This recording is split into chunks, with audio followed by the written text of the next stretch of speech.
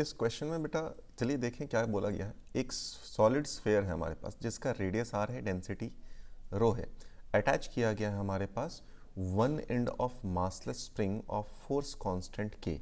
ठीक है, अच्छा तो हमारे पास ये ऑब्जेक्ट है जिसका रेडियस आर दिया है, डेंसिटी रो दिया है। इससे एक स्प्रिंग कांस्टेंट अटैच किया गया वन एंड से। Other end of the spring is connected to another sphere of same radius and density 3 rho. तो यहाँ पर दूसरा स्फेयर कनेक्ट किया गया है सेम रेडियस का। So radius is same but density is 3 रो।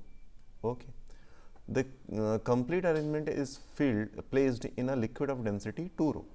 चलिए तो इस पूरे को एक कंटेनर में रख दिया गया है और इस कंटेनर का जो लिक्विड है, ये कंटेनर के अंदर का लिक्विड हो गया।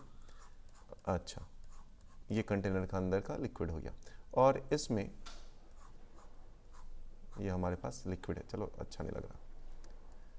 इस कंटेनर के अंदर रखा गया है जिसका डेंसिटी दिया है, डेंसिटी ऑफ द लिक्विड है हमारे पास 2 रो के बराबर, 2 रो के बराबर।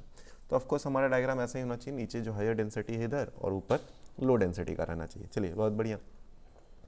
इक्विलिब्रियम में है तो करेक्ट स्टेटमेंट पूछा है, इलोंगेशन। अच्छा, light sphere is partially submerged and light sphere is completely submerged. ये दो बातें यहाँ पर अपने से पूछी गई हैं। ठीक है, देखो बेटा, अगर जो अरेंजमेंट है उससे तो हमें एक बात तो पता ही है कि कंप्लीटली सबमर्ज्ड ही होना है।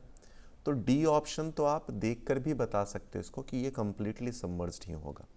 ठीक है, क्योंकि इसका डेंसिटी ज़्यादा है, 3 रो का डेंसिटी काफ़ी ज़्यादा है। चलिए फिलहाल हम लोग इलोंगेशन अपना चलते हैं। तो इलोंगेशन के लिए अगर चले इस वाले ब्लॉक पे देखें तो हमारे पास कौन कौन सा फोर्स लग रहा होगा। इस पे नीचे की तरफ इसका वेट लगेगा, इस पे ऊपर की तरफ बायंसी फोर्स लगेगा।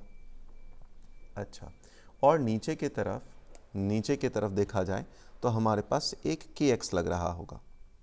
ठीक है, तो नीचे की तरफ हमारे पास जो स्प्रिंग का फोर्स है के एक्स वो लग रहा होगा। तो हम लोग लिख सकते हैं कि फॉर स्मॉल स्फेयर अगर ये इक्विलिब्रियम में है तो नीचे का फोर्स विच इज़ वेट हो जाएगा हमारे पास डेंसिटी इनटू वॉल्यूम। तो डेंसिटी इनटू वॉल्यूम क्या है बेटा हमारे पास, तो 4/3, आप चाहो तो लिख सकते हो, नहीं तो अपनी मर्जी, 4/3 pi r cube into g plus नीचे की तरफ लगने वाला एक और फोर्स हमारे पास k x and that is equal to buoyancy का force. So twice rho 2 rho into volume which is 4/3 pi r cube into g के बराबर। ठीक है, ये हमारे पास एक इक्वेशन आ गया। अगर आप बिग स्फेयर के लिए देखें, ठीक है, तो हमारे पास क्या होगा, इसमें अगर आप देखें तो वेट तो इसका नीचे होगा बेटा, वेट नीचे लग रहा होगा, बायंसी फोर्स ऊपर लग रहा होगा एंड ऊपर ही लग रहा होगा हमारे पास के एक्स का फोर्स। ठीक है, यानी चलिए तो इस बात को लिखते हैं वापस से। नीचे की तरफ वेट लगने वाला है यानी 3 रो, यहाँ पर आया 4/3 ऑफ पाई ऑफ आर का cube into g is equal to buoyancy का force which is twice rho 4/3 pi r cube plus k x.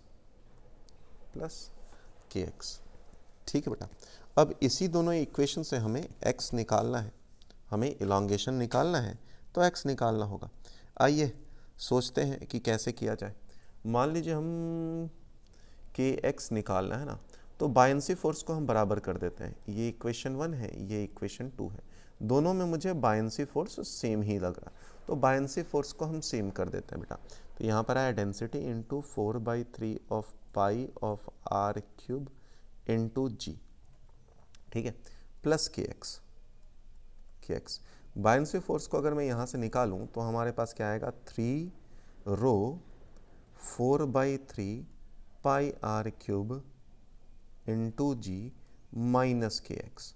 तो के एक्स को इधर भेज दीजिए तो यहाँ पर आ जाएगा हमारे पास twice of K x and that is equal to, यहाँ पर इस वाले इक्वेशन को उधर भेजें तो हमारे पास आ जाएगा रो, यहाँ पर आएगा 4/3 पाई आर क्यूब इंटू जी। अच्छा, और क्या बातें आ जाएंगी बेटा, तो 3 कॉमन था, है ना, यहाँ पर आ जाएगा 3 - 1, ये आएगा हमारे पास। ठीक है, अच्छा, यानी कि ये 2 बनेगा, 2 से एक 2 कट जाएगा।